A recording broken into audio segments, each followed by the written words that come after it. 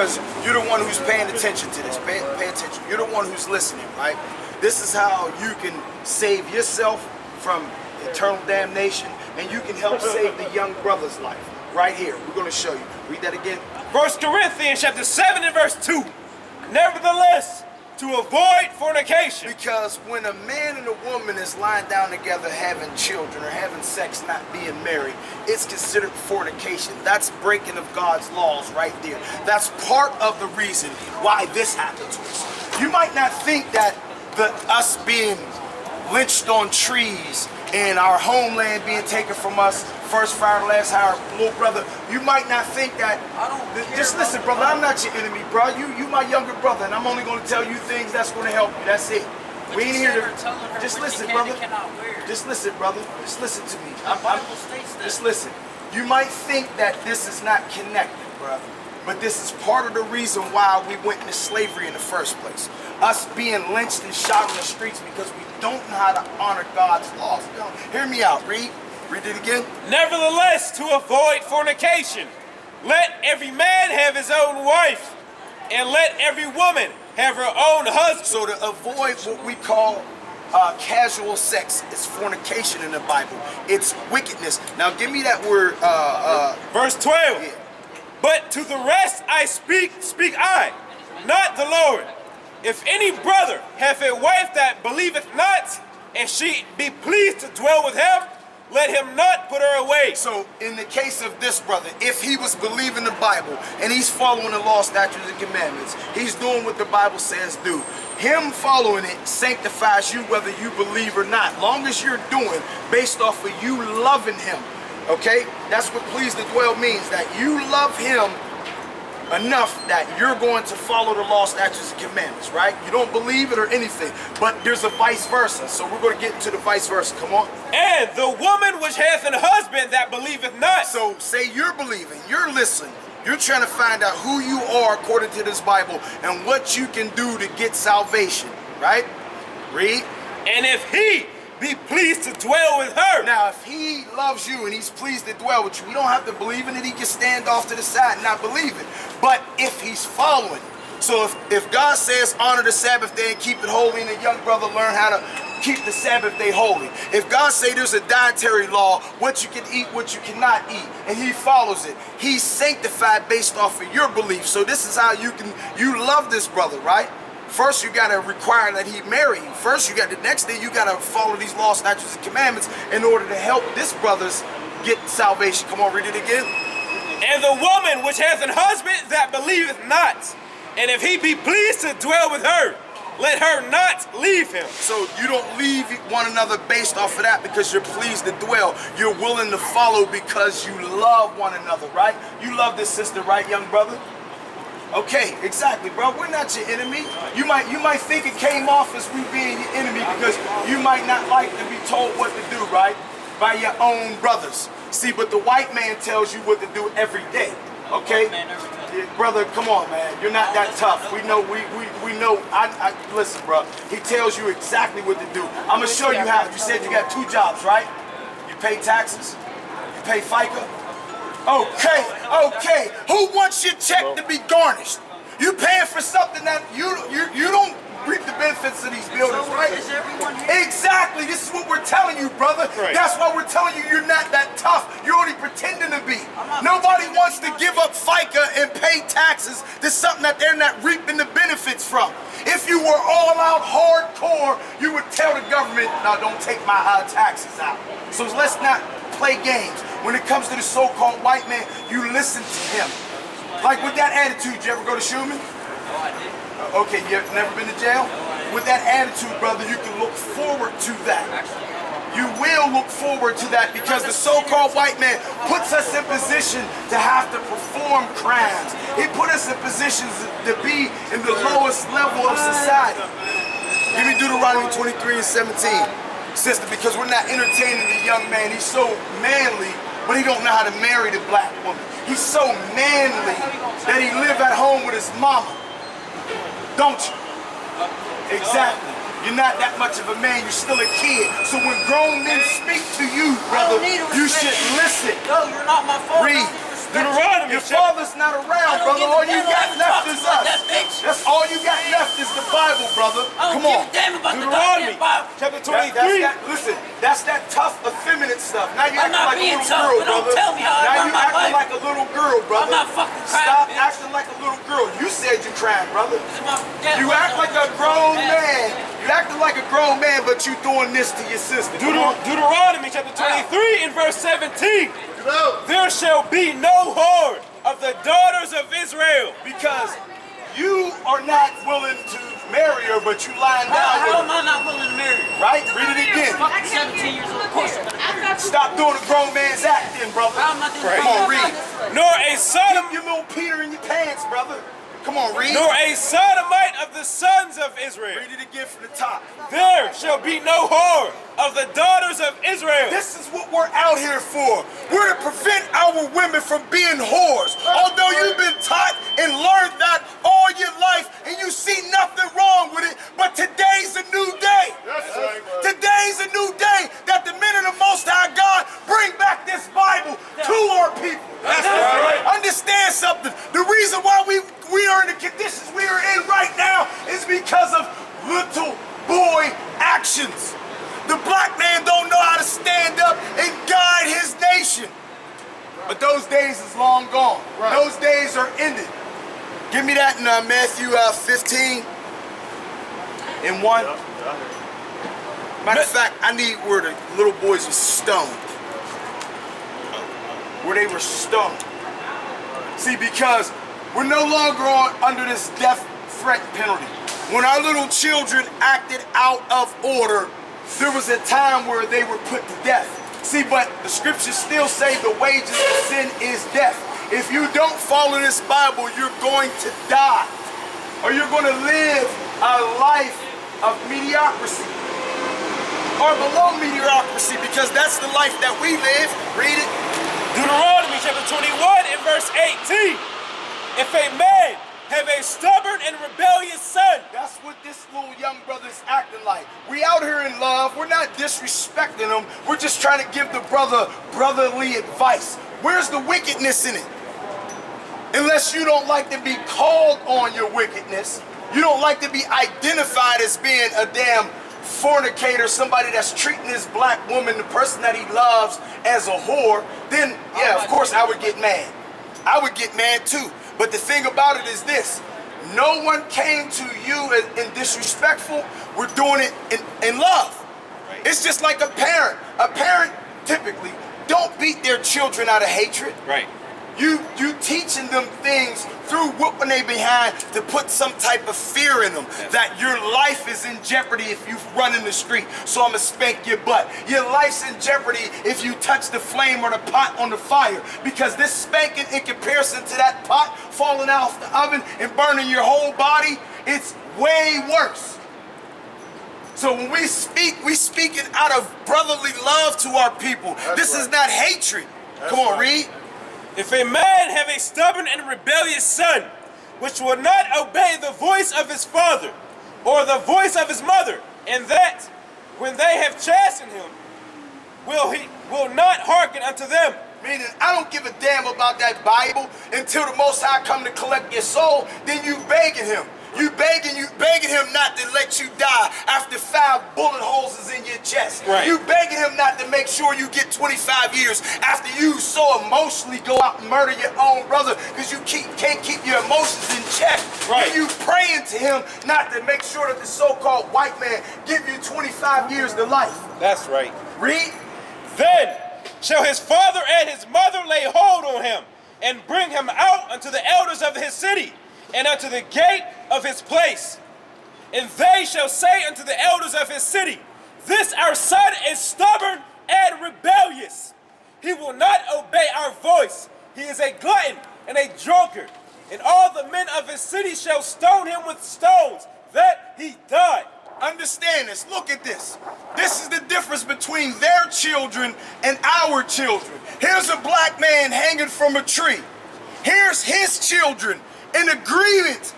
They're in agreement with your black man hanging. They're laughing at you. This is the mindset of their children. They're serious about their business. The only way that they can control their livelihood, control this nation, is to keep you in the sin. Give me that Judas. Okay, finish that out. So shalt thou put evil away from among you. Because the reason why we got stoned was because it put fear in everybody else. That's why the scriptures say rebuke those openly so others may fear. So everybody else can get a taste of what happened. The Most High is going to put you to death. Come on, finish it up. And all Israel shall hear and fear. And fear. Give me that in Judith. You got to realize, young lady, you got to realize, the so-called white man puts a bombardment of wickedness in your eyes every day, all day. At one time, TV shut off at a certain time at night, right? You couldn't watch any more programs. And then the things that we seen on TV growing up, you didn't see.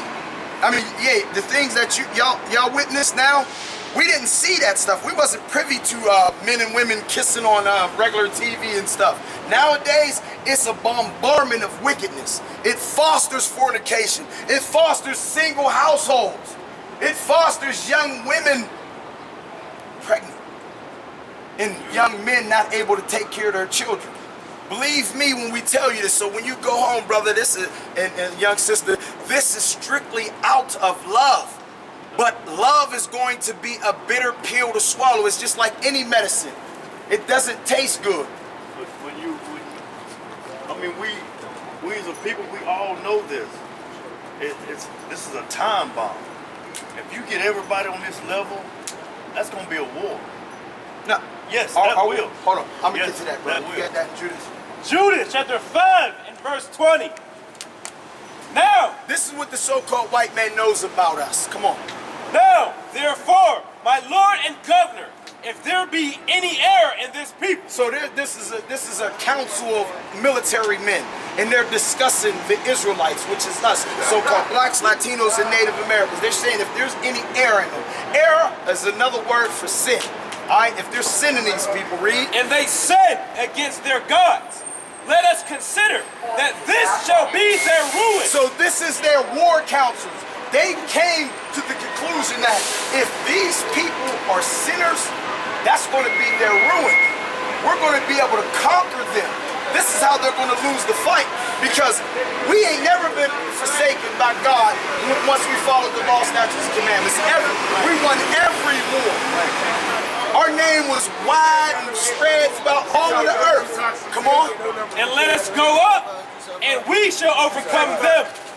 But if there be no iniquity The flip side is if there's no sin, come on. in their nation, let my Lord now pass by, If there's no sin amongst them, leave them alone. Come on. lest their Lord defend them and their God before them, and we become a reproach before all the world. This is on the table of every war council that's against us. Be it the Arabs, the so-called white man, the Japanese, the Chinese. Every nation on the planet has our record, and they know how to keep us ruled. They study us. We don't study ourselves. They study us. They know the kryptonite that's going to bring out our weaknesses.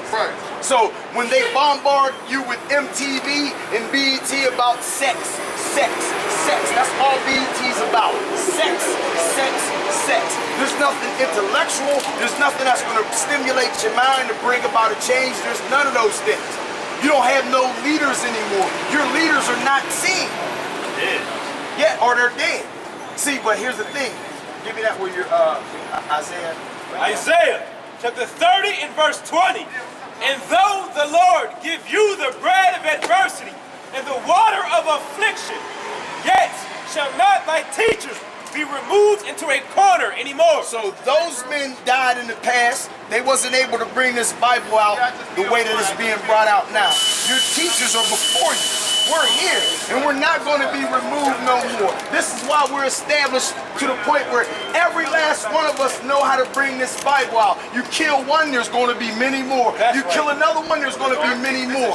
The war, though, that we're battling is not a physical war. Finish that out and then give me our war is not carnal.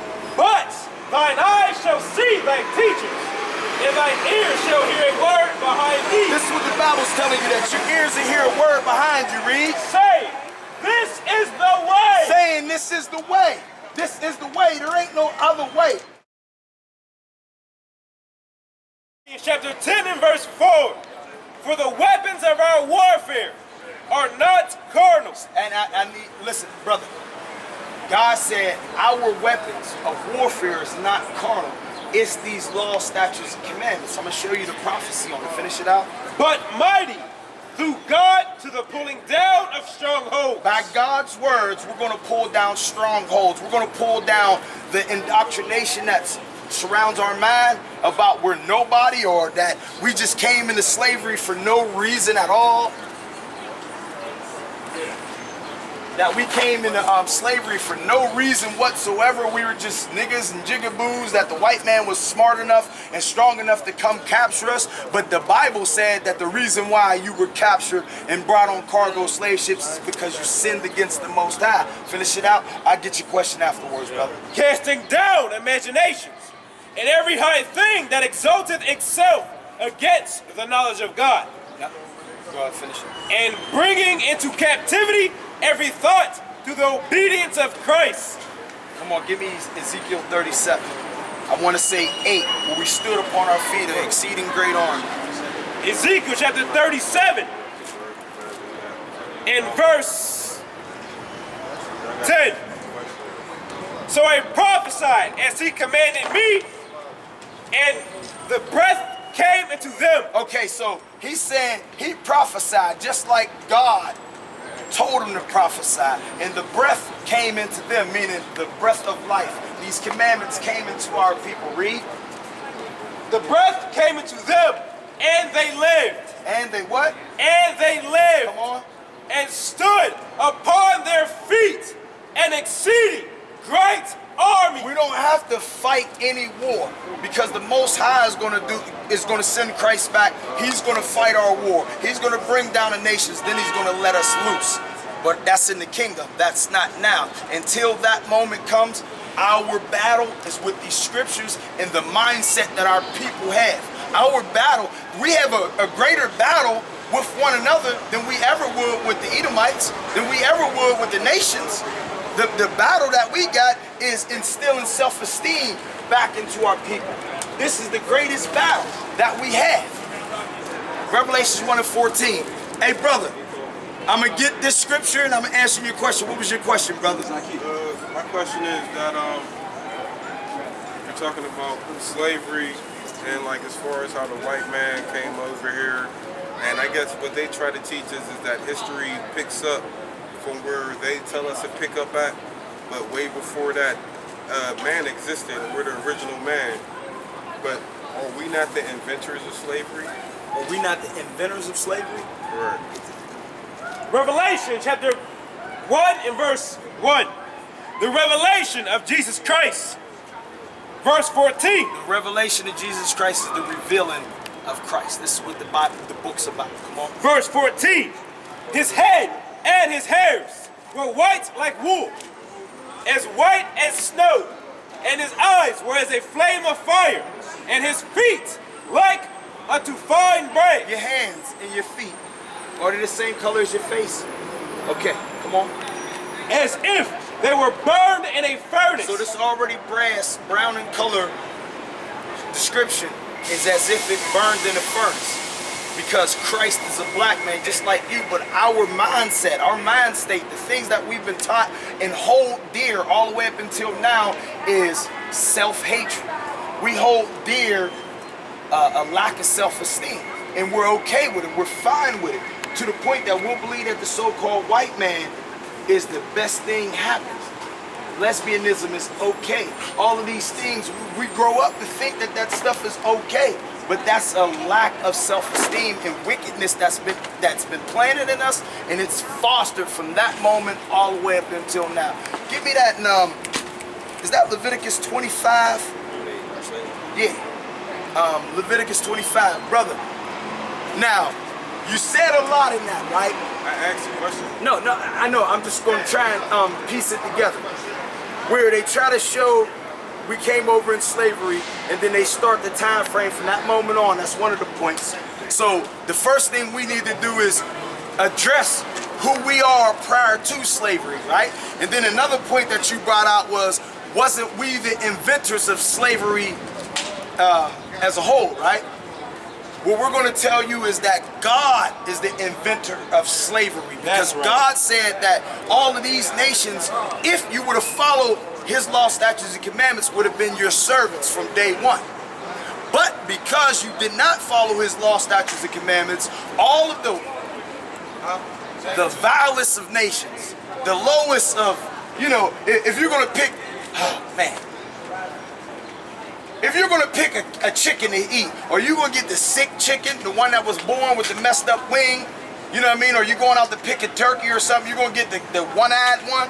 What one you gonna get? You're gonna try to get the nicest looking one, right? The Most High said, because you didn't follow his commandments, he's gonna put the weakest, the most grotesque and vilest of people above you. And you're his choice, you're his jewel, you're his most prized possession, Israel. Leviticus chapter 25 and verse 44. First we got to get this out the way, and then we'll open the floor back up for you. Come on. Both thy bondmen and thy bondmaids. Hold on, what you say? I didn't hear you, brother. Hold on, no, I just need that statement, what you said, real fast. I said that I don't feel like my question got answered. Your question didn't get answered, brother. He just opened up the book to answer it. Be patient. Come on. Both thy bondmen and thy bondmaids. What is a bondman and a bondmaid? What does that mean? A bondman and a bondmaid mean that you were born into this shit. A bondman, meaning a slave man, and a bondmaid, maiden, a slave woman. Meaning both of them. You would be born into this. No, listen, brother. Listen. Pay attention, come on. Both thy bondmen, your slave man, and thy bondmaid, slave woman, which thou shalt have, shall be of the heathen. So all of the word heathen means nation, other nation means somebody that's not Israel.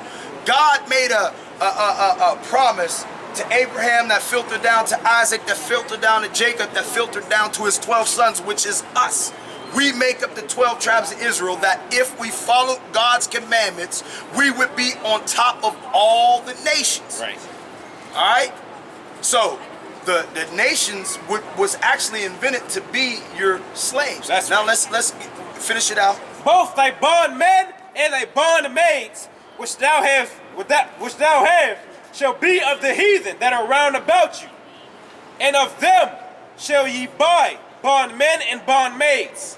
Moreover, of the children of the strangers that do sojourn among you, of them shall ye buy, and of their families that are with you, which they begat in your land, they shall be your possession. They should be your what? Your possession. So God invented these nations to be your possessions. Can't get mad at us. God said this. If God said it, I'm okay with it. I don't want it to be no other way, because I don't want to be the other nation's possessions. But let's watch. Give me finish it out. And ye shall take them as an inheritance. What? As an inheritance. So you inherited these nations. It was passed down from generation to generation. They are a part of your heritage.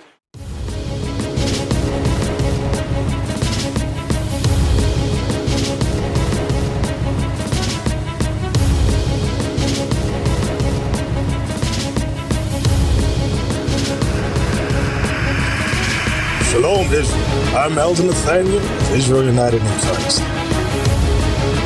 YouTube likes to shut our channels down, as some of you have noticed, ever so often. Subscribing to join iuic will assure you will always stay connected to our YouTube accounts.